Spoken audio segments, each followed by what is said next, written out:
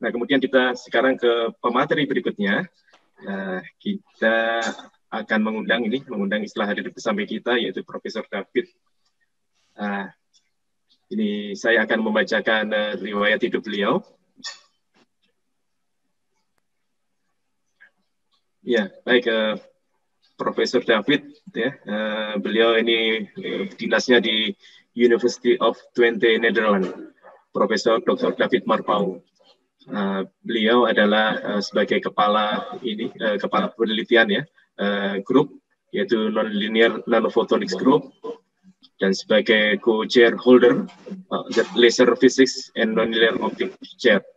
Beliau mendapatkan pendidikan S3 dari University of Twente, Belanda tahun 2009, dan juga memiliki pengalaman riset pasca doktoral di beberapa tempat ya, di Twente dan juga di Judos University of Sydney, Australia.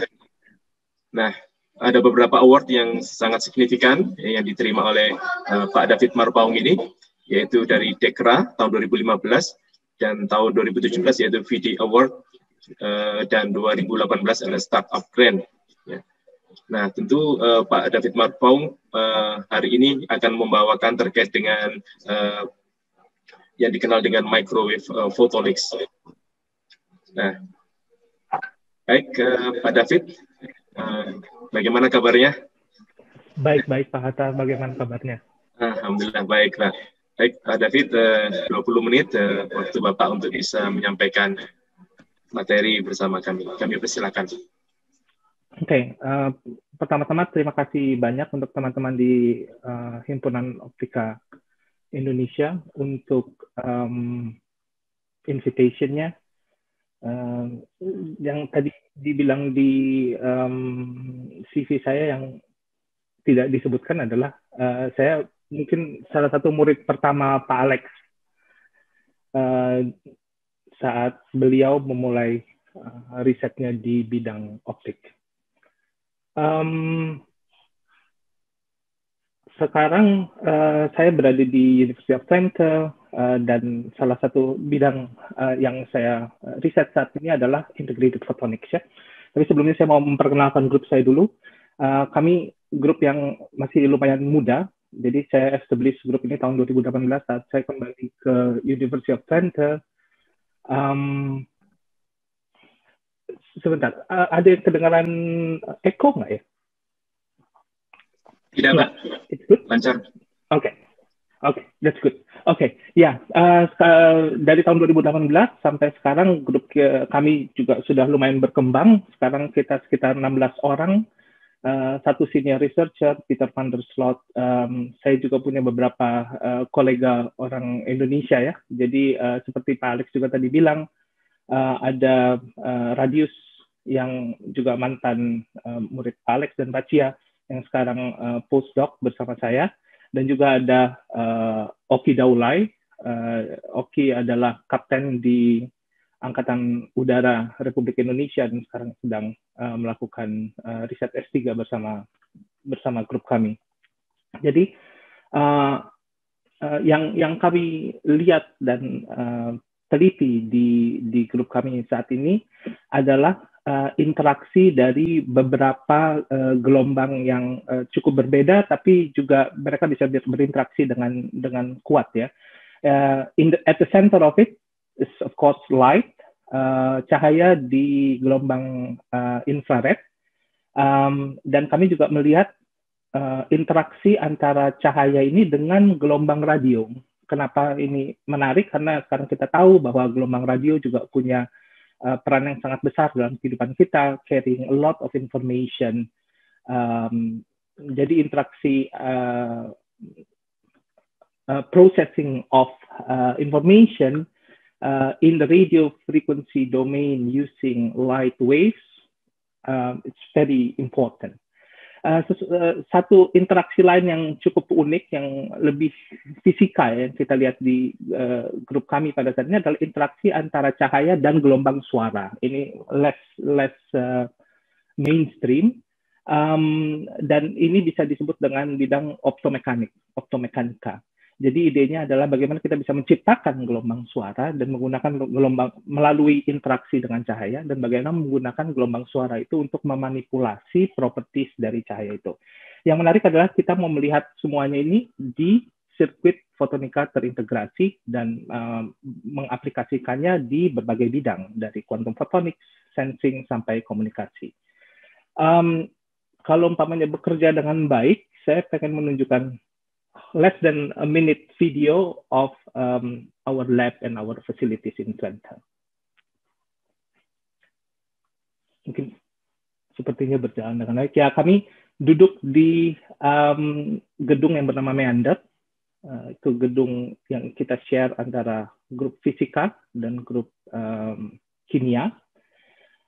Seperti bisa dilihat di sini, banyak fokus yang kami tampilkan dalam riset kami ini semuanya centered di photonic integrated circuit, ya, sirkuit fotonika terintegrasi.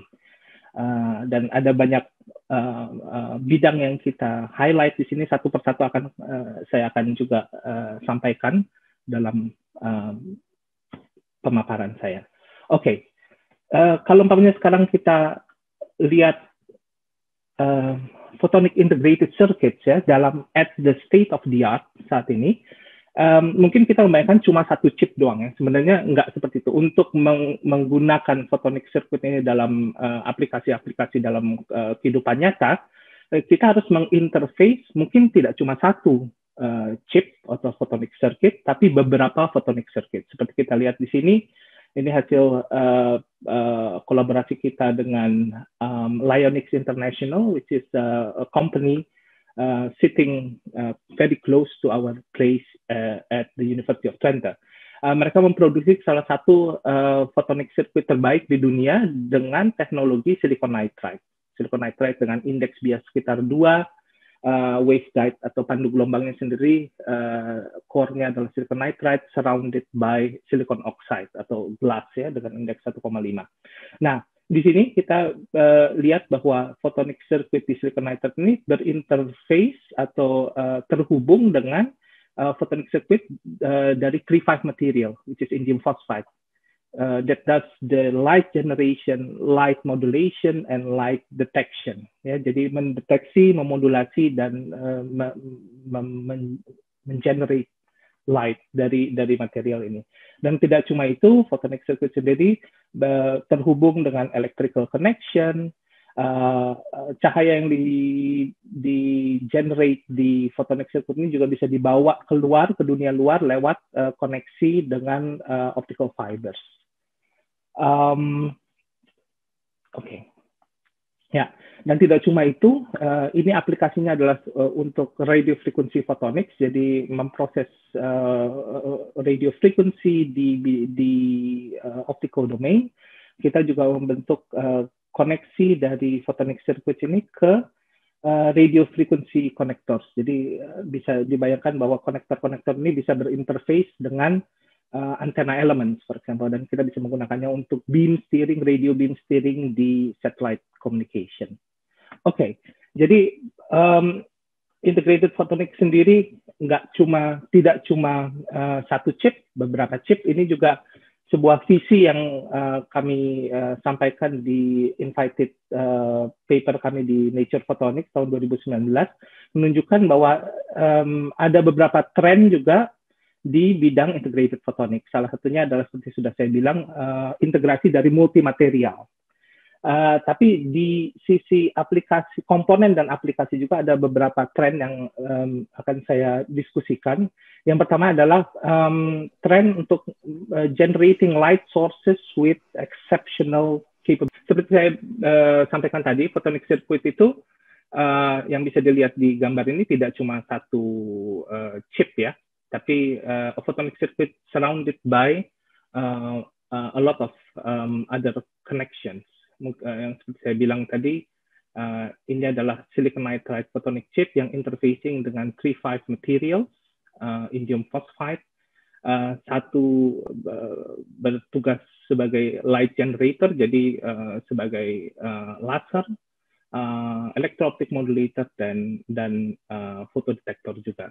Dan connection-nya photonic chip ini programmable, jadi bisa ada electrical connection to supply voltages to the chips, tapi also but also to supply radio frequency signals to the modulators, and then to take these radio frequency signals out of the detectors as well. Jadi it's quite complex. Nah, ini yang visi yang kita sampaikan di artikel Nature Photonics kita di tahun 2019, yang menunjukkan bahwa yang memang di bidang integrated optics ini integrasinya tidak cuma satu material tapi multimaterial, dan juga ada beberapa tren di bagian komponen dan aplikasi dari integrated photonics ini. Salah satunya adalah optical source. Optical source sangat penting. Sekarang trennya adalah membuat optical source yang seperti laser dan frequency combs yang punya stabilitas yang sangat tinggi dan noise yang sangat rendah. Tren kedua yang saya akan diskusikan juga adalah sekarang integrated photonics has gone more and more like integrated electronics. Jadi kalau banyak kita punya circuit elektronika, for example, kita bisa memprogram sirkuit tersebut sehingga bisa melakukan banyak fungsionalitas. Ini juga yang kita cari sekarang di bidang integrated photonics.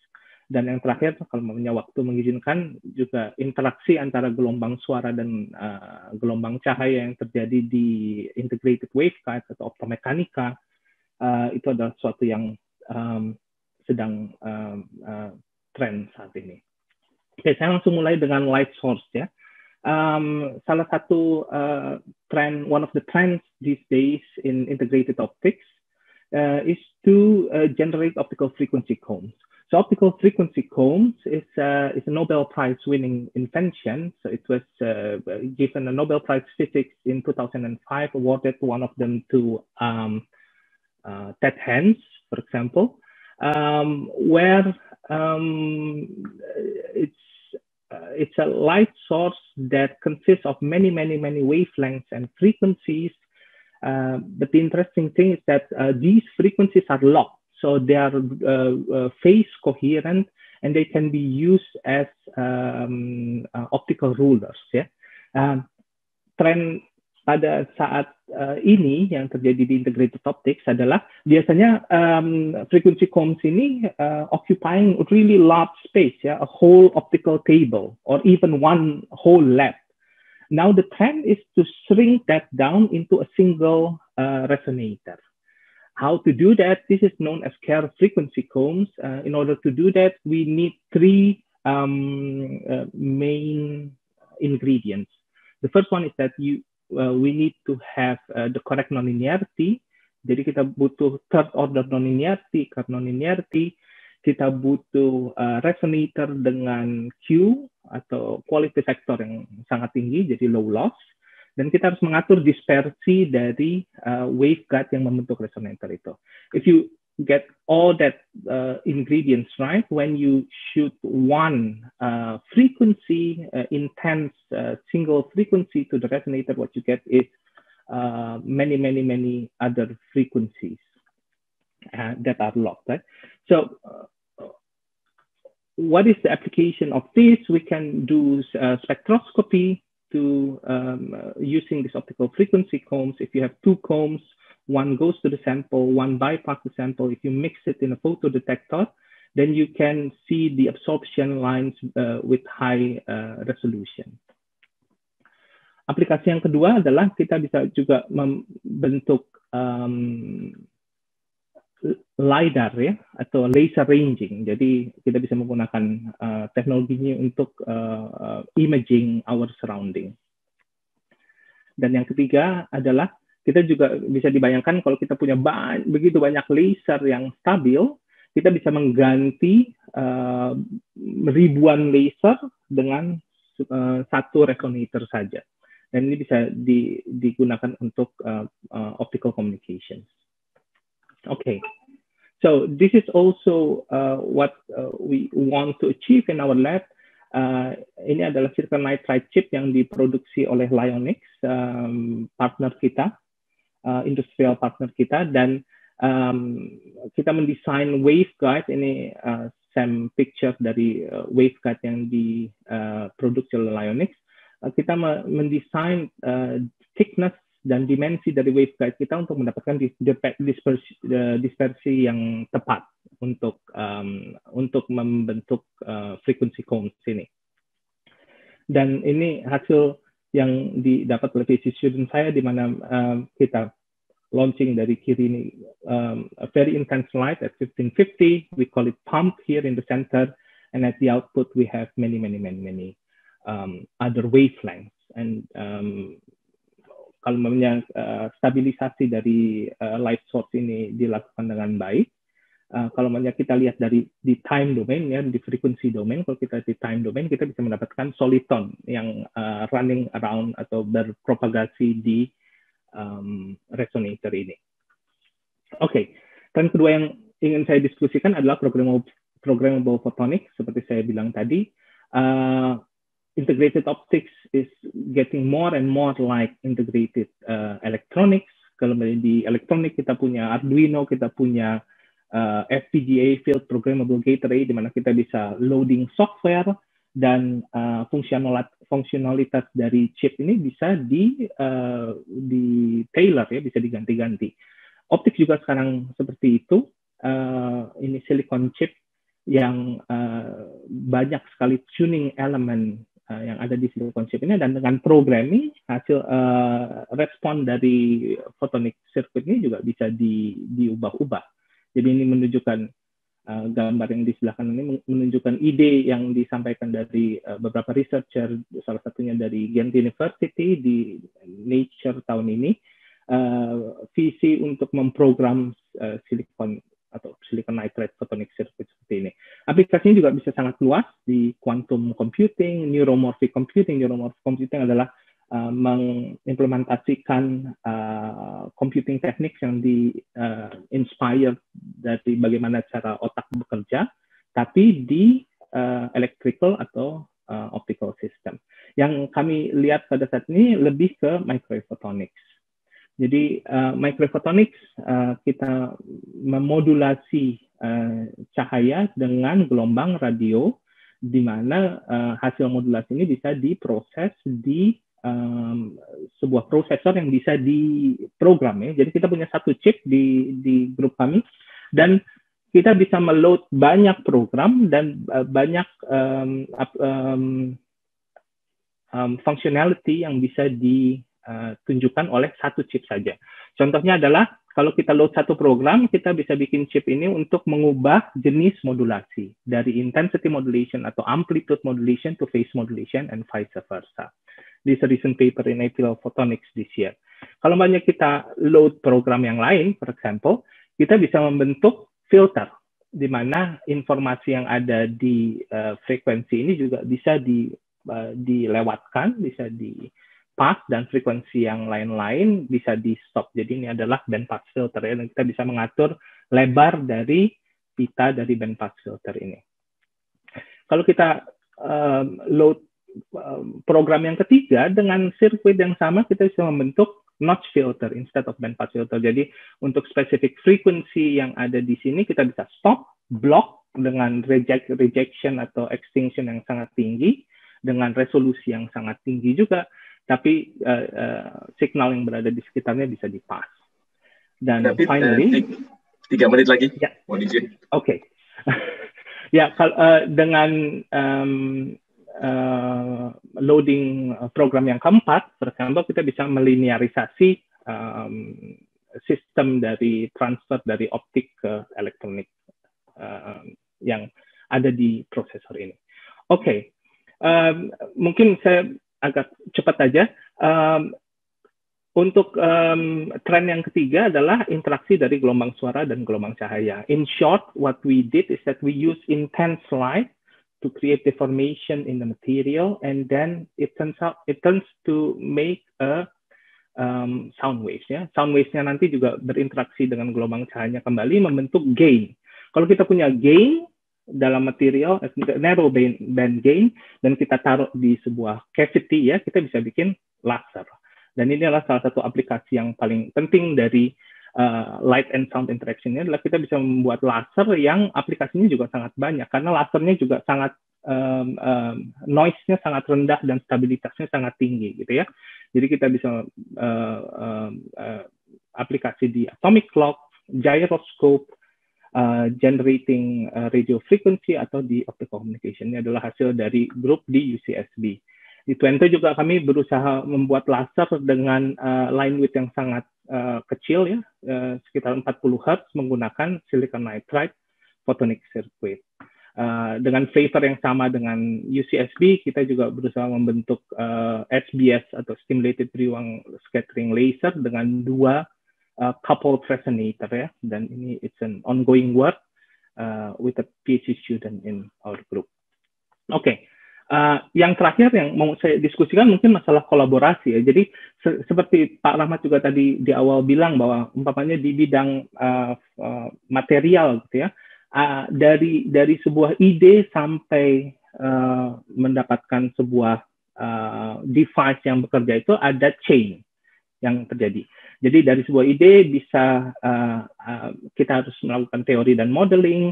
Kalau buat integrated photonics, design dan layout sangat penting. Fabrikasi dan test and application, right? Jadi dari ide, modeling, fabrikasi. Nah, yang berbedanya adalah sekarang integrated photonics itu sangat accessible di dunia ini. Kalau dulu mungkin 20 tahun yang lalu gitu ya, hanya beberapa institusi atau beberapa company yang bisa memproduksi sirkuit optika terintegrasi dengan level yang baik ya. Dan itu membuat cost-nya juga jadi unaccessible.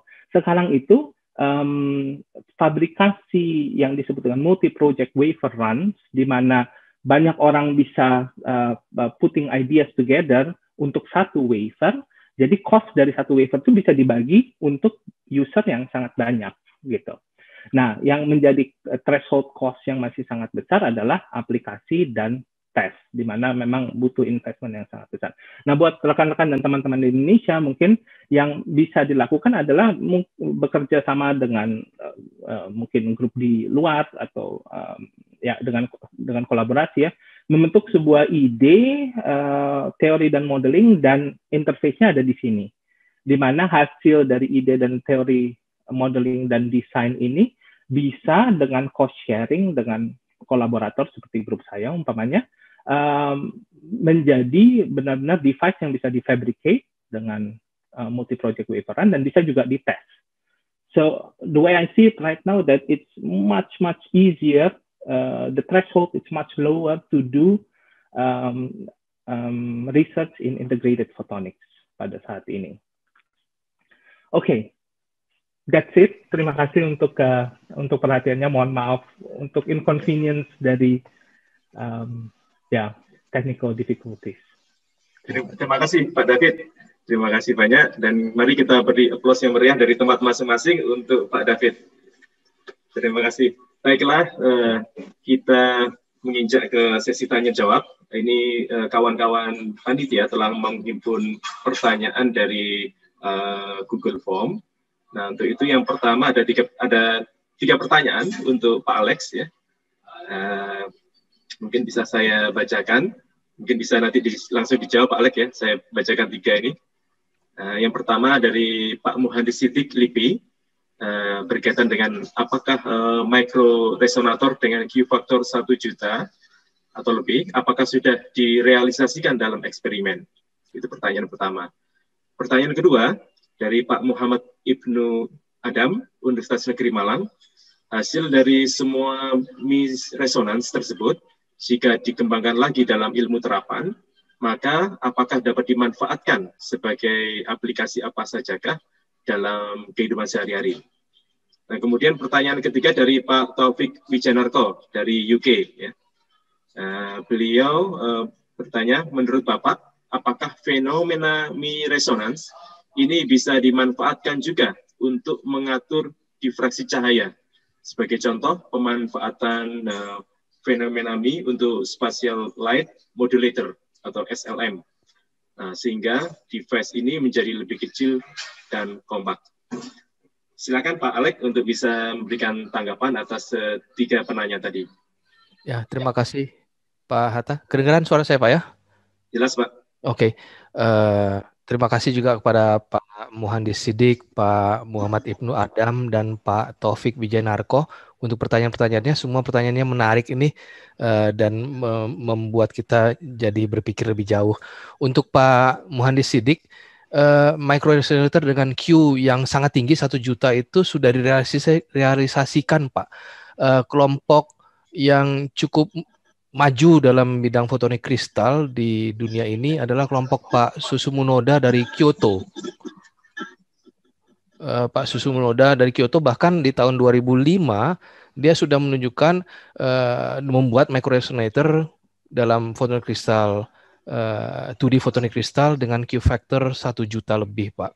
Dan justru sebenarnya ide mereka untuk membuat confinement-nya tinggi sekali sehingga quality factor itu bisa tinggi, ide itulah yang membuat kami mempelajari kenapa fenomena ini bisa muncul, suatu activity bisa memiliki quality factor yang sangat tinggi. Itu yang menjadi ide paper kami tadi sebenarnya Pak. Untuk Pak Ibnu Adam, dalam kehidupan sehari-hari, Mi resonansi ini dipakai untuk mengatur karena kita bisa atur, kita bisa configure masing-masing resonansi tersebut. Salah satunya adalah untuk metamaterial atau metasurface. Salah satu metasurface yang dibayangkan, kelompok yang cukup maju dalam metasurface ini adalah kelompoknya Pak Capasso, Profesor Federico Capasso dari Harvard. Mereka membuat meta lens, jadi lensa yang biasanya cembung besar, ini bisa hanya tipis saja, dan juga idenya adalah bahwa meta lens ini karena kita bisa atur resonansinya, itu sensitif terhadap polarisasi. Nah, ini bisa dipakai misalkan di lensa-lensa yang sekarang micro lens di HP kita bisa diganti ataupun untuk aplikasi yang lain. Jadi dalam kehidupan sehari-hari mungkin tidak jauh lagi kita bisa melihat aplikasi dari Mi resonansi ini di dalam metasurface.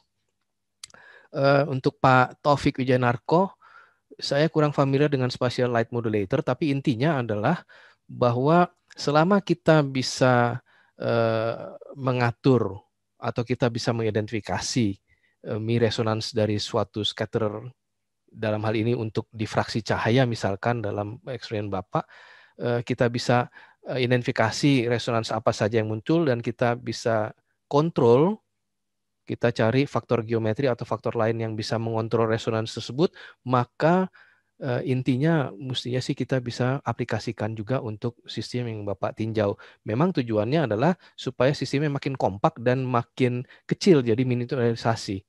Tujuan kita selalu ke arah miniaturisasi. Mungkin itu jawaban saya Pak Hatta. Terima kasih Pak Alek atas tanggapannya. Kemudian kita langsung ke pemateri kedua. Nah, di sini juga ada beberapa pertanyaan yang kita himpun. Ada 2 pertanyaan Pak David. Pertama pertanyaan dari Pak Henry Uranus dari UPH. Nah, pertanyaan adalah mohon info lebih lanjut tentang integrasi device ya, silicon nitride ya, Si3N4 dengan device 35 materials. Karena kedua jenis material tidak kompatibel teknologi prosesnya. Kemudian pertanyaan kedua dari Pak Nick Wesley dari ITB. Pertanyaan adalah, pada pembahasan optomekanik, pembentukan gelombang suara itu berasal dari gelombang cahaya. Sifat apakah yang diperlukan pada bahan sehingga dapat bersifat sensitif terhadap gangguan dari sinyal cahaya dan membentuk sinyal suara? Silakan Pak David. Terima kasih Pak Hatta.